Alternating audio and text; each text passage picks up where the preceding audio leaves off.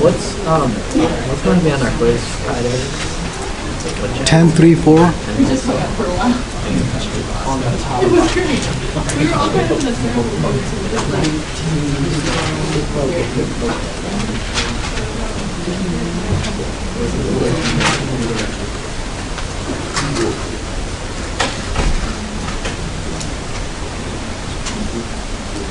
Everybody's okay?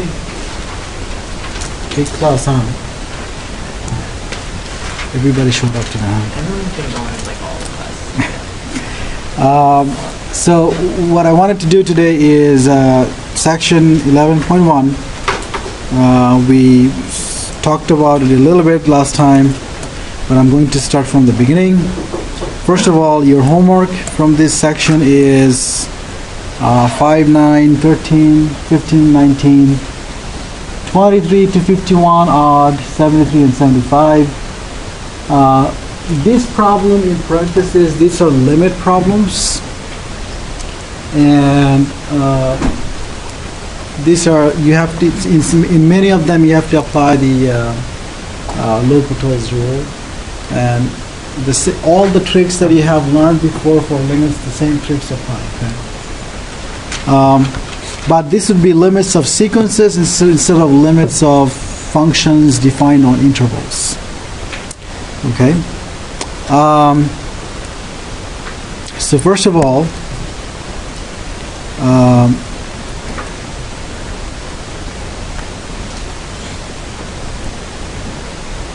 maybe I could go to.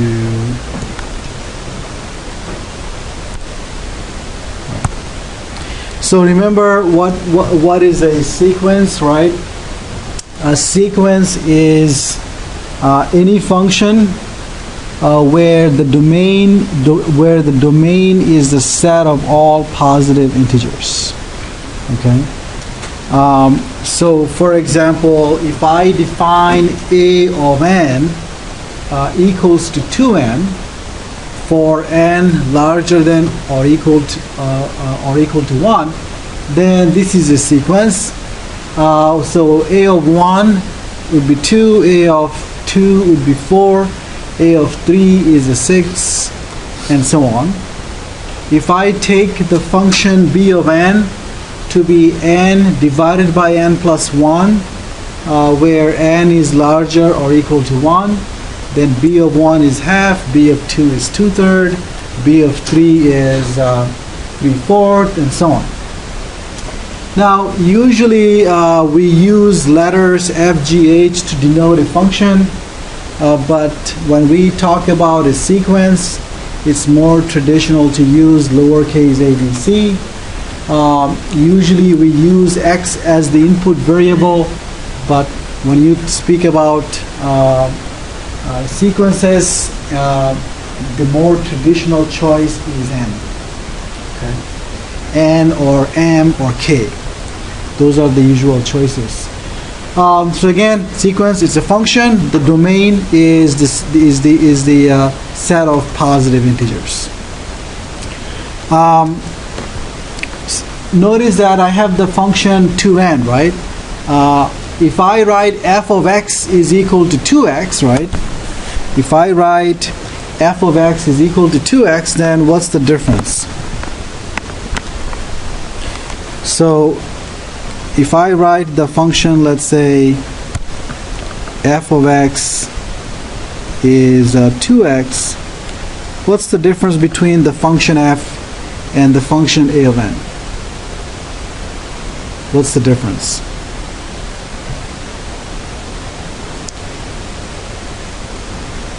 Yeah.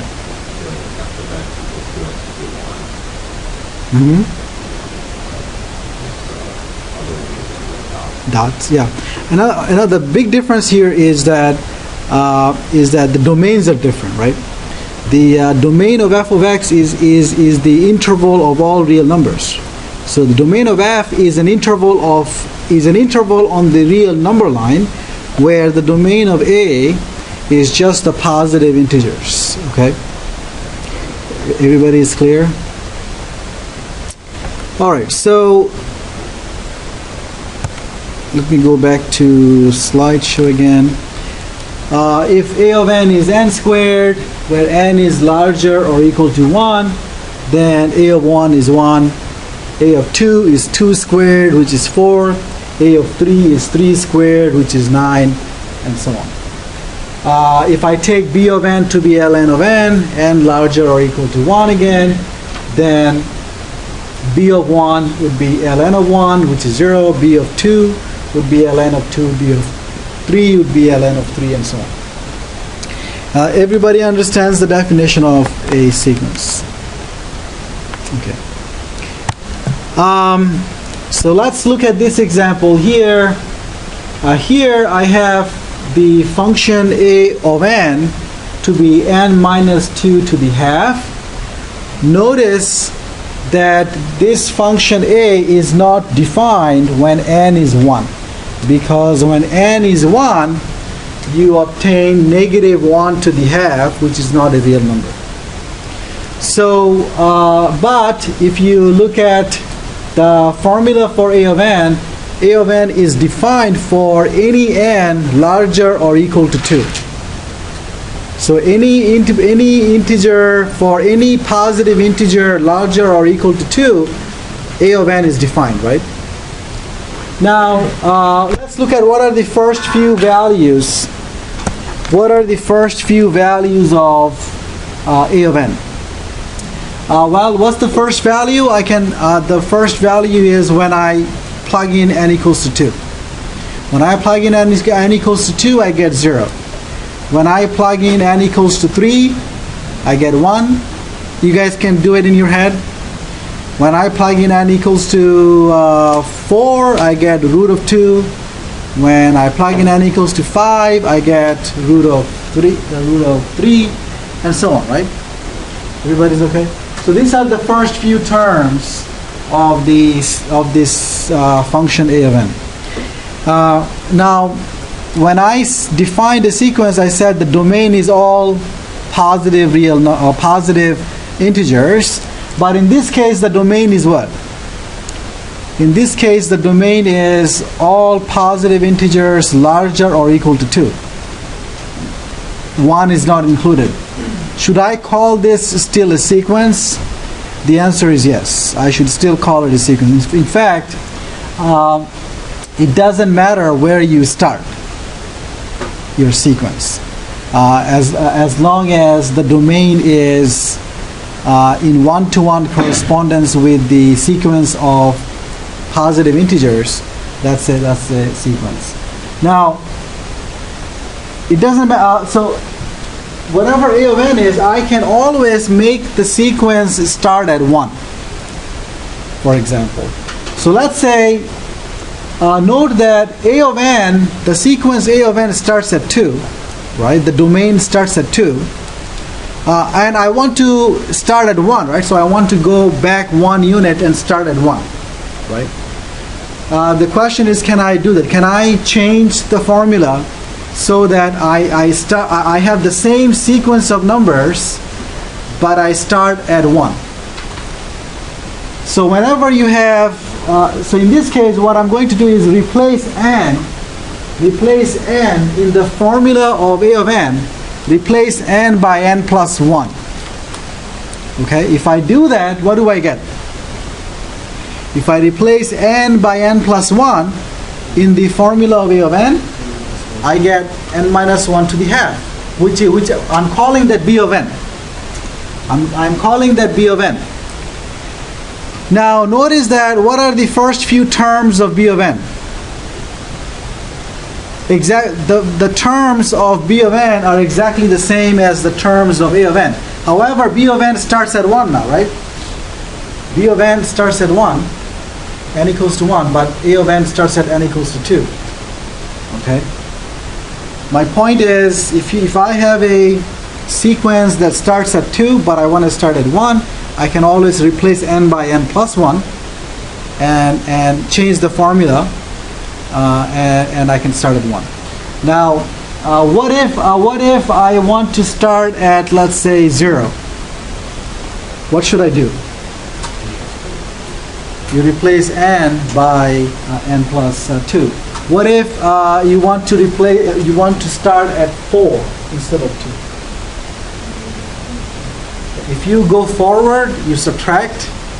Suppose in this case, if I want to start at 4, that means I want to go forward by 2 units, right? So in that case, I am going to replace n by n minus 2. Everybody's okay with that? You guys see this? All right. Now, it is traditional when we speak about sequences. What is the meaning of the notation a parenthesis n? It means the value of the function a evaluated at n. Right? A of 1 means the value of the function at 1. Right? A of 2, value of the function at 2. When you have a sequence, it's more traditional to write a of n as a subscript n. Instead of writing a of n, people would write a subscript n. And then we think of the sequence as a1, a2, a3, a4. So we are listing the values of the function, right? A1 is the value of the function at 1. A2 is the value of the function at 2. A3 is the value of the function at 3, and so on. And because of this, we think of a sequence as an infinite list. Okay? A1 would be called the first term of the sequence. A2 is called the second term of the sequence. An is the nth term. Everybody's okay? So these are some terminologies that we would use when we talk about a sequence. Any questions? Some notations. How do you express a sequence? Well, sometimes we list out first few terms of the sequence and write ... to express a sequence. Sometimes we use the formula for the nth term. An is the nth term. We use a formula for the nth term and write the formula in brackets. Sometimes we know that n could start at 1, 2, 4, right? So sometimes, to be more clear, we use the same notation as in this notation, but we also write n is 1 up to infinity to say that n starts at 1 and then it progresses to infinity over the positive integers. Is that making sense? So these are the notations that are used. What goes inside again for an? An is the formula for the nth term. A couple of examples.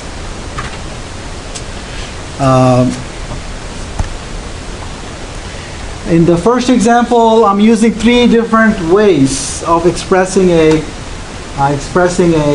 sequence. In the first, in this part, notice that I wrote the nth term. The nth term of the sequence is given by n over n plus 1, the general term. That's the formula for the general term. And then we are writing here n goes from 1 up to infinity. The sequence starts at 1. And then instead of using this notation, people might use this notation where they say an is n over n plus 1. Or this notation is also used. You write down first couple of values, and then you write down the general term. Okay, I call it the general. N over n plus 1 is the general term of the sequence, because that's the formula for finding each term. Everybody is okay? Next example is the same idea. I have the sequence. The general term of the sequence is given by negative 1 to the n, multiplied with n plus 1 divided by 3 to the n. Notice that I didn't bother to write whether n starts at 1 or 2 or 3. If I don't say it, just assume that n starts at whatever the beginning number that makes sense. In this case, it makes sense for n starting at 1, right? So I'll take that. It starts at n equals to 1. You might say it also makes sense when n is 0. It also makes sense when n is, in fact, negative 1, right? Am I making sense? But if it doesn't say, just assume that it starts at 1, if that makes sense. Okay? Everybody's okay with that? Okay, what are the first few values of this sequence? When n is 1, do it in your head, please. When n is 1, what do you get? You get negative 2/3, right? When n is 2, just practice in your head what's the value. I mean, I have the values there. 3/9, right? And you see how to compute this formula, right? Okay, notice that the signs are alternating, right? When you have a sequence where the signs are alternating, what is that sequence called?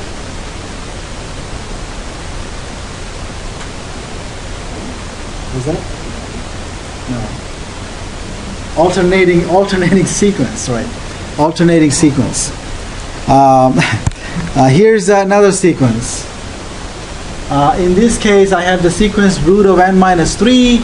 In this case, because of the formula, I have to start at 3, right?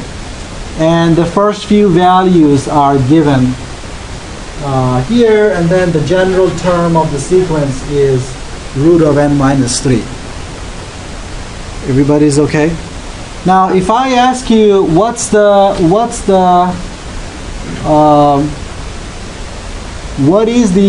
fourth term? What is the fifth term of the sequence?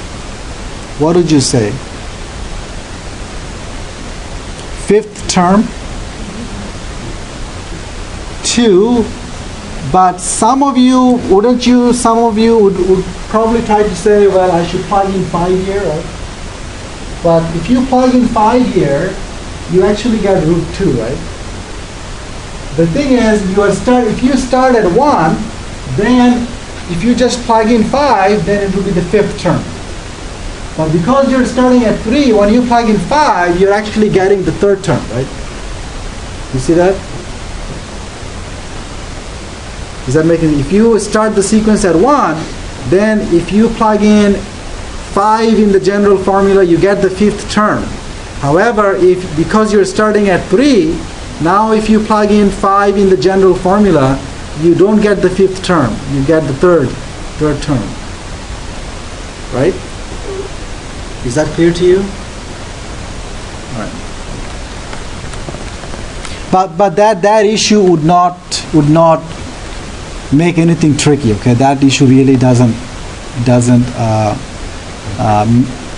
create any problem. Okay, so another sequence, cosine n pi over 6, n going from 0 to infinity, and in this case the first few values are what?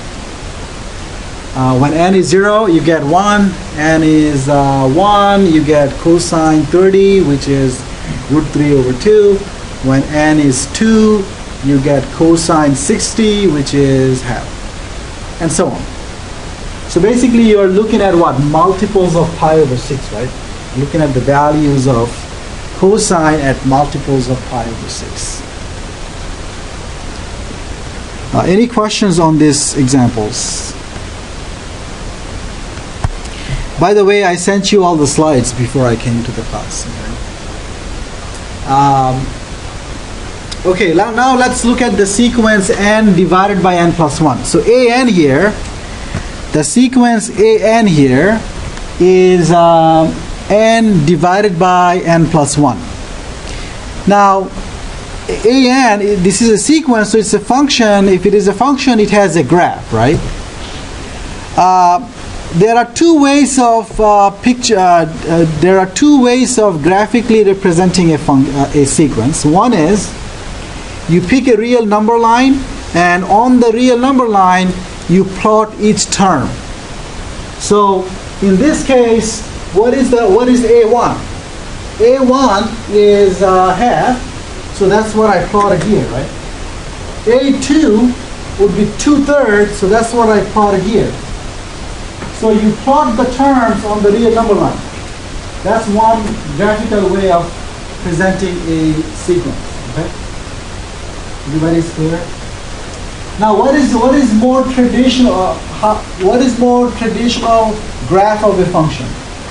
More traditional graph of a function is to plot it in the xy plane, where x values are the domain values, y values are the range values, right? So more traditionally, a function is represented this way, right? So when n is 1, the value of the function is half. When n is 2, the value of the function is 2/3, right? So what's the height of the third point here? The height of the third point is 3/4, right? You see that the sequence is increasing because 5/6, is it smaller than 6/7? 5/6, is that smaller than 6/7? Was that? It is, right? 5/6 is smaller than 6/7. So this sequence is increasing. It's like if you have an apple, if you divide it into 6 pieces and take 5 pieces, versus you divide it into 7 pieces and take 6 pieces, right? And the 6/7 would be bigger. Is that making sense? All right, so that's how we graphically present sequences. Now, any questions on the graph? So the graph consists of points, discrete points. Now, if I ask you what's the graph of x divided by x plus 1, where x divided by x plus 1 is a function defined for all x larger than 1. What's the graph in that case? Well, you add all these points in the curve, right? That's the graph of the function x over x plus 1, right? Everybody is okay with that? But the graph of the sequence is just these points here. And I think someone told me at the beginning that that's how the graph looks like for one of the cases. So when we are graphing a sequence in the second way, right? In the previous slide, my second way of presenting a sequence graphically, we plotted these points, right? 1 and the value of the sequence at 1. Right? 1 and the first term was plotted, 2 and the second term was plotted, right? So these are the points that we plotted in the second graph, right? Everybody's okay with that?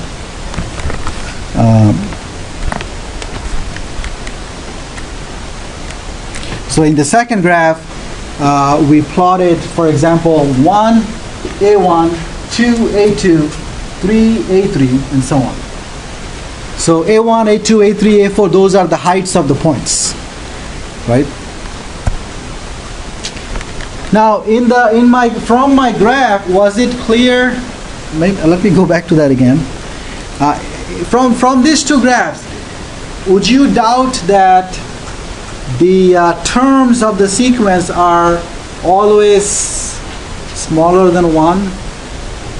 Which is also clear from the definition, right? N over n plus 1, denominator bigger than numerator, so it's always smaller than 1. And notice that from the two graphs, it seems like that the terms, as n gets larger and larger, the terms of the sequence are getting closer and closer to 1. Okay? So in this case, we will say that the limit of this sequence is 1. Now, the limits of sequences are much simpler than the limits of functions. The reason is, not simpler, simple because when we talked about limits of functions in Calc 1, remember limit x goes to 2, x goes to 3, x goes to 2 from the left, 2 from the right, x goes to infinity, x goes to negative infinity, right? But here, when we talk about the limit of a sequence, we only look at one case, when n goes to infinity. When n gets bigger and bigger, what is happening to the sequence? What is happening to the sequence eventually? That's all we care. In this case, it doesn't make sense to say, what's the limit as n goes to 2? You realize that? Because if I want to say that what's the limit of the sequence as n goes to 2, notice that I cannot let n get closer and closer to 2, right? Because I don't have any more points in between, right? Is that making sense? So the only limit that makes sense for a sequence is the limit as n goes to infinity. What happens to the sequence eventually? What happens as n gets larger and larger? Everybody is clear? So in that sense, there is only one type of limit for a sequence.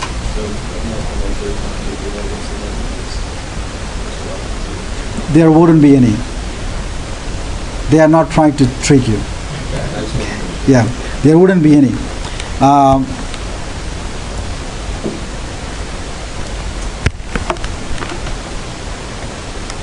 Okay. How do I sort of see that the limit of this sequence n over n plus 1 is 1? I mean, graphically, we have a guess that the limit was 1.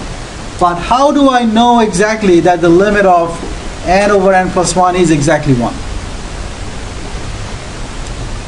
Well, notice that if I look at the difference, so what is n over n plus 1? N over n plus 1, that's the nth term of the sequence, right? So let's subtract the nth term from 1. What do I get? If I subtract the nth term of the sequence from 1, I am getting what? 1 over n plus 1. Now what is happening to the difference as n gets bigger and bigger? As n gets bigger and bigger, the difference is getting smaller. It approaches 0, right? So the gap between 1 and the nth term of the sequence is getting smaller and smaller, right? So that tells you that the limit is 1. Okay. Another way of seeing it is if I look at if I have the function x divided by x plus 1, right? That's a rational function, right? X over x plus 1. That's a rational function. In Calc 1, if I asked you what is the limit of x over x plus 1, what would you say?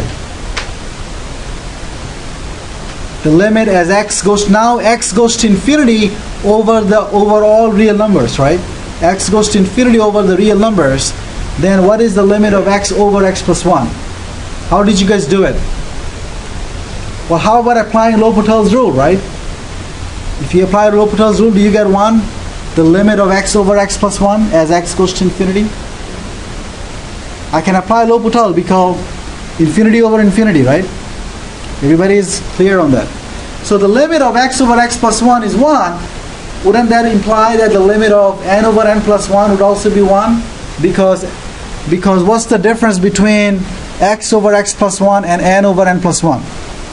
Well, n goes over the positive integers only, x goes over all the real numbers, but eventually, if x over x plus 1 goes to 1, n over n plus 1 will also go to 1, right? Is that making sense? Okay, so we use this symbol limit as n goes to infinity, n over n plus 1 is 1. So once again, if we say that the limit of an as n goes to infinity is L, it means that the terms of the sequence are getting closer and closer to L as n gets larger and larger. Everybody's okay?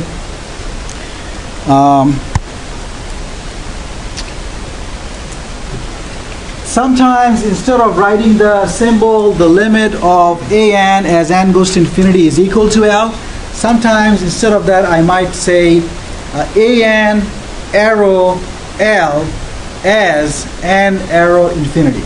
It means the way I read it is that an approaches L as n approaches infinity. Everybody is clear? An approaches L as n approaches infinity. Now,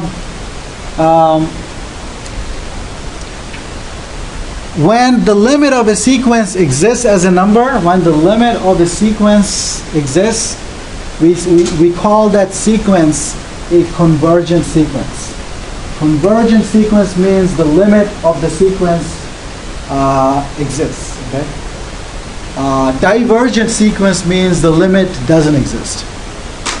Everybody is clear? If the limit doesn't exist, it's not a number, then it's a divergent sequence. If the limit of the sequence exists, then we say that it's a convergent sequence. Everybody is okay with that? Convergent versus divergent. So I usually don't even say the limit as n goes to infinity when I talk about sequences, because there is only one kind of limit anyway. So it is implied that I'm looking at as n goes to infinity. So sometimes I probably wouldn't even say this. Okay, I'll just say the limit of the sequence is L. And I wouldn't bother to say as n goes to infinity, because that's the only kind of limit that we are looking at. Okay. Questions? Now, graphically, when the limit is L, graphically, how may the sequence look like? Well, it may look like this. Notice that the blue line is the horizontal line at height L, and the dots are the dots represent the graph of the sequence. And what happens when the limit of the sequence is L? The gap between the points and the line approaches 0 as you go farther and farther away from the origin. Am I making sense? So that's how the graph of a sequence with limit L may look like. I mean, these are not the only possibilities. I'm saying graphically that something like this may happen. Okay, this is a little bit technical definition of the limit of a sequence. So when you see this definition, don't get scared because it's not going to be a big deal. Okay, but I want to try to explain this definition to you. Remember, I said as n gets larger and larger, the limit, the sequence gets closer and closer to L, right? But that statement is not precise enough, because how close to L? I'm saying as n gets bigger and bigger, the terms of the sequence are getting closer and closer to L, but how close? How close can you make the terms to L? Am I making sense? And the answer is that I can make the nth term. I can make the nth term as close to L as I desire, simply by choosing n large enough. This is what I'm saying. Let's say you give me a very small number epsilon. Okay, you give me a very small number, the smallest number that you can ever think of. Okay, and you give it to me and you say, can we make the nth term close to L within that error? epsilon? And the answer is yes. Okay, if the limit is L, I could do that. I can make the nth term as close to L as I desire simply by choosing n large enough. Am I making sense? So you give me a small, suppose someone gives me a small number 0.001. And if I know that the limit is L, that means that I can, let's say I have the sequence lying on the floor and I'm walking on the sequence, and if the limit is L, if you give me 0.001, I can walk long enough, and after some point on, all the terms will be within 0.01 of L. Am I making sense? After some point on, all the terms will be within 0.001 of L. Now say someone else gives me 0.00001. Okay? Then I might have to walk a little bit more further, but still after some point on, all the terms of the sequence will be within 0.0001 of L. Am I making sense?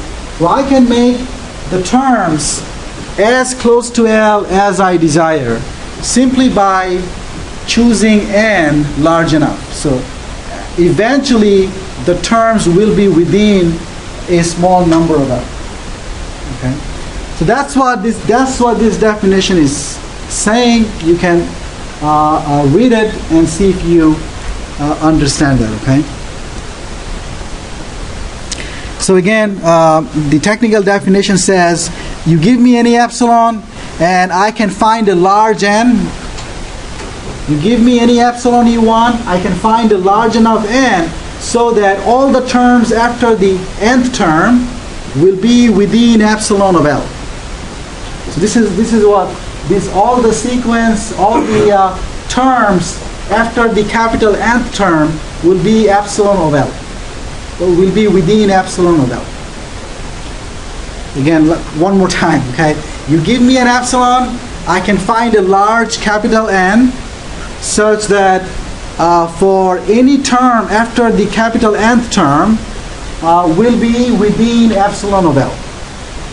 Okay, that's what's the meaning of saying that the limit is L. Graphically, what's happening is that suppose you plot the terms on the real number line, and let's say this blue dot is the number L, and that's the limit of the sequence.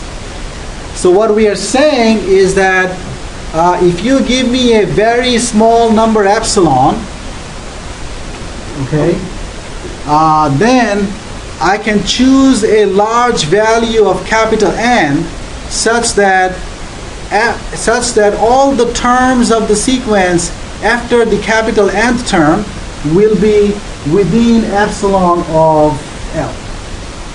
Okay, so all the terms after the capital nth term, and an plus 1, an plus 2, an plus 4, all those terms will be within epsilon of L. Am I making sense? Now, if you choose a smaller and smaller epsilon, you might have to pick capital N bigger and bigger, but eventually all the terms will be within epsilon. Everybody's okay with that? Okay. One more explanation of this definition is graphically what is happening is that you have the blue line is the horizontal line at the limit L, and the green lines are horizontal lines at L plus epsilon and L minus epsilon. Epsilon is a very tiny number. Then if you walk on the, let's say you are walking on the points, if you walk on the points, eventually the points will be within these two green lines. That's the meaning of the limit being L.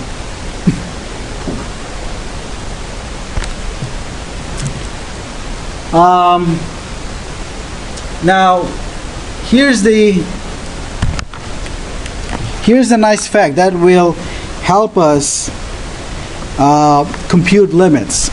Remember that a few minutes ago we looked at the function f of x is x over x plus 1, and we also looked at the sequence an is n over n plus 1, right? And we said that the limit as x going to infinity of x over x plus 1 is, what did we say? 1.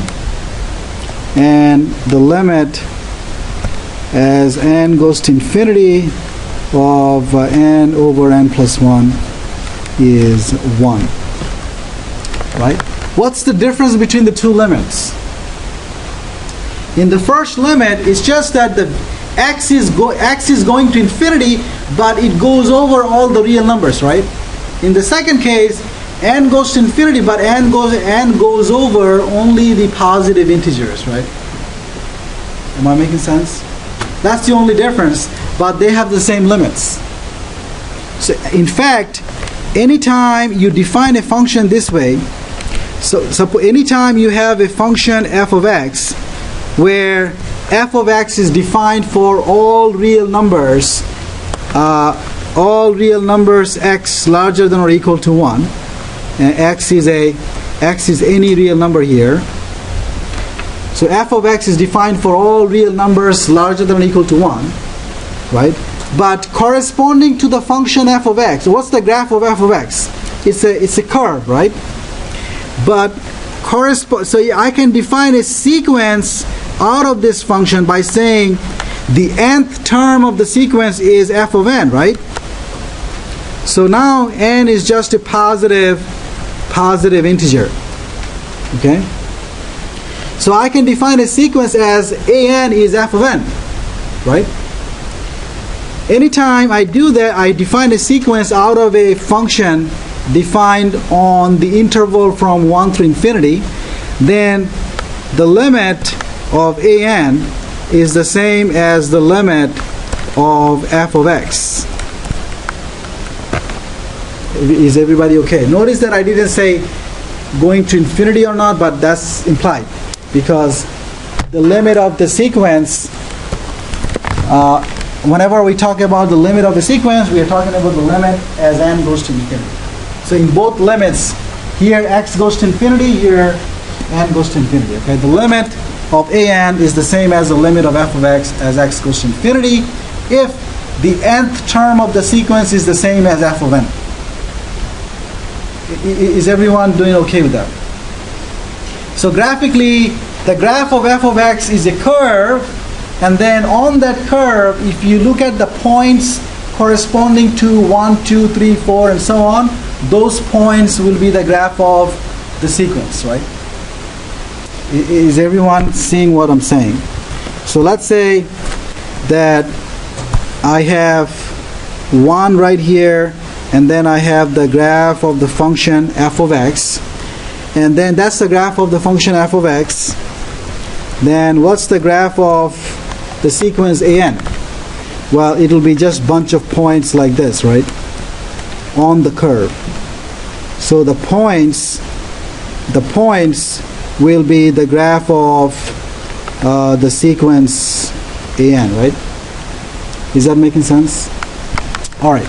So in my next slide, that's what I'm trying to say, that if I have a function f of x, and f of x, let's say, is defined for over the interval from 1 to infinity, and I'm defining a sequence an, which is f of n, then the limit of an is the same as the limit of f of x as x goes to infinity. Everybody is okay with what it is. So graphically, notice that, let's say the limit is L, so I have the horizontal line at L, and the blue what did you call this color? Pink? Okay, pink. So pink color. So let's say the curve is the graph of the function f of x, And the dots here, the dots are the constitute the graph of what? The sequence. And if the limit of f of x is L, right, is it obvious that the limit of the sequence should also be L? Right, because the sequence is just a bunch of dots on the same curve, right? So if the curve gets closer and closer to the horizontal line, the points will also get closer and closer to the horizontal line, right? Is that making sense? Everybody is doing okay with what I just said?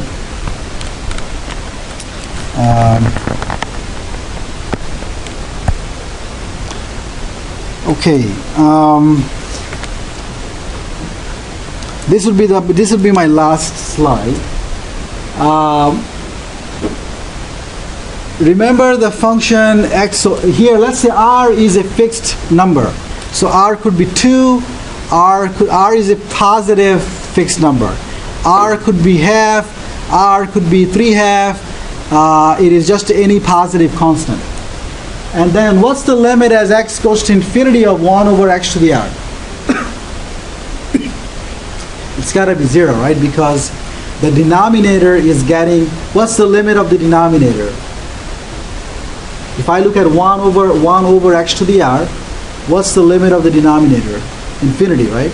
So the denominator is getting bigger and bigger without bound. So the ratio 1 over x to the r will approach 0, right? You guys are okay with that? You saw that in calculus, right? What's the limit as x goes to infinity of 1 over x? What's the limit as x goes to infinity of 1 over x to the 3/2? These are all 0, right? Everybody's okay with that? Whenever the limit of the denominator is infinity, the limit of the numerator is fixed number, non-zero number. Whenever the limit of the numerator is fixed, limit of the denominator is infinity, the limit of the ratio is 0. So if I look at the sequence 1 over n to the r, then the limit as n goes to infinity of 1 over n to the r would be what? 0. Again, r has to be a positive constant, right? If r is, say, -half, then everything changes, right? Because when r is -half, it is actually n to the what? 1 over n to the -half is in fact the same as n to the +half, right? In that case, the limit doesn't exist, right? You guys realize that? Okay. Sometimes when you have a sequence,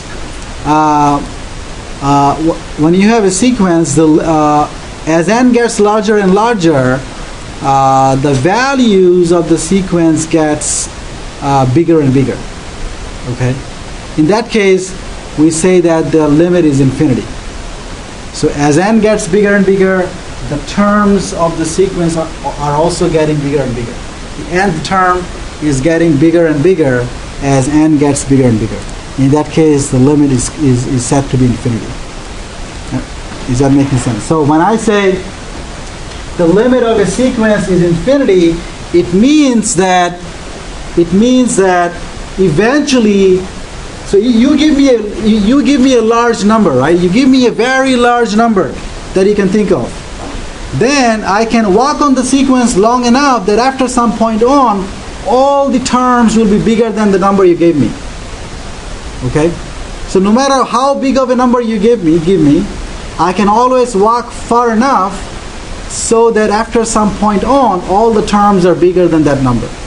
So that's what I'm saying here. That suppose you give me a really big number n, then I can find a large capital N such that every term after the capital Nth term is bigger than n. So every term after the capital Nth term would be bigger than the number capital N. So no matter how big of a number you give me, I can go far enough along the sequence so that after some point on, all the terms are bigger than capital N. Is that making sense? So that's the meaning of saying that the limit is infinity. Now think of this example here, that suppose I define a sequence where I say, let me write it down here.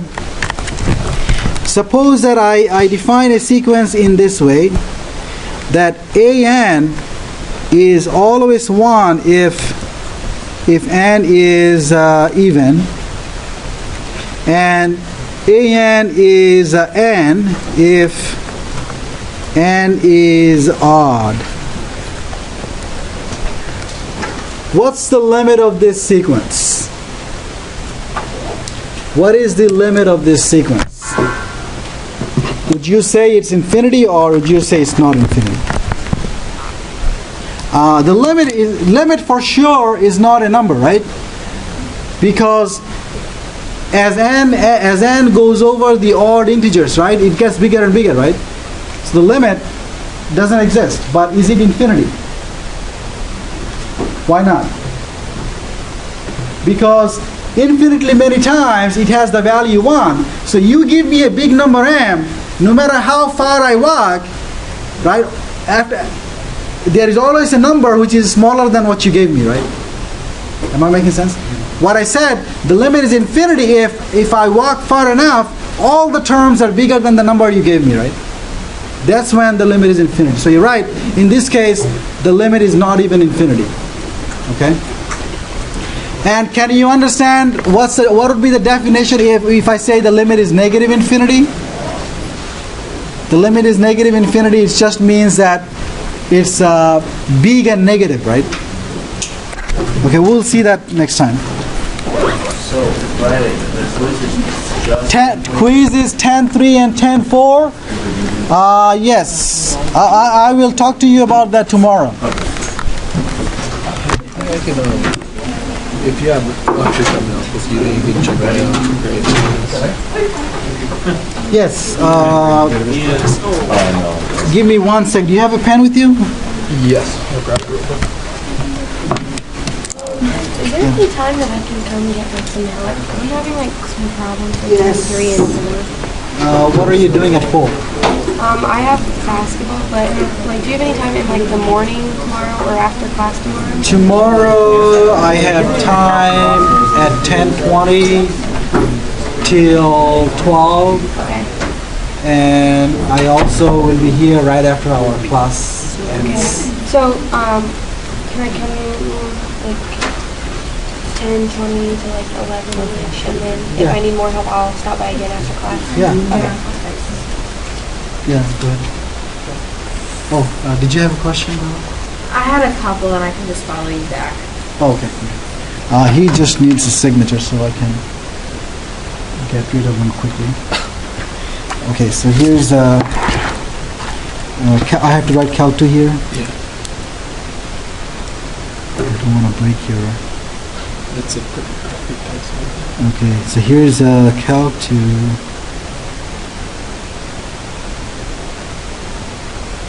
And what did I give you last time? That's okay. So that probably didn't change. Was that after first exam or the second exam? That was after first exam. Okay. What did you have in the second one? 77. So it's definitely B. 77. Okay. Any misses? No.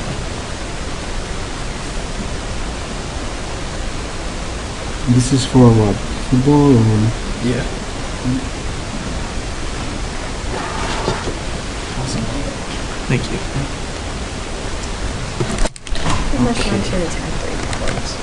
Okay.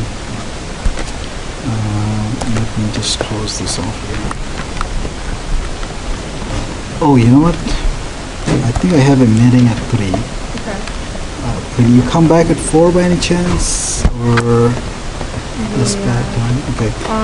What questions do you have? Let me see if I can sort of spend like One is the 5 to R 10 equals minutes. theta one. Okay. R equals to theta I can explain pretty quickly, okay? Okay. So what's happening with R equals to theta? I understand that it would be like all the points would be like pi over 6, comma pi over 6 and stuff like that, but I don't know how to like... No, here's what's happening, right? What is as theta increases, right? Theta goes from 0 to infinity. What is happening to R? Is R increasing? Isn't it just doing the same thing? It's increasing though, right? Yeah. The point is, as theta goes from 0 to infinity, r goes from 0 to infinity. So Yeah. when theta is 0, r is 0. You got this point. But then what happens is that as theta goes from, so at pi over 6, it will have a value, right? Yeah. And so pi over 4, it will have a value. Pi over 6, it will have a value. Pi over 2, it will have a value, right? So what's happening here is that it's moving like this. So as your polar axis is moving, the r value is increasing. Okay. So what's happening that it keeps increasing as you move the polar axis, and then it's like a spiral. It's like ever going spiral. So you just want to say that, just want to draw this, say that it's a spiral, okay? Is there any way to like? Make it any better? Yeah. No, I mean, the point is, it's an infinite. It's going around and around and around, and it doesn't stop, right? Okay. So, but if r equals But theta. the point is, though, the r value keeps increasing. So each next point is farther away from the origin, Okay. right? That's the point you want to make. That the points gets farther and farther away from the origin. The points get farther and farther away from the origin. But that is just a spiral. I have a nice animation of one of the spirals that I wanted to show you, but then I didn't get a chance to do that. Let me see if I have the spiral here.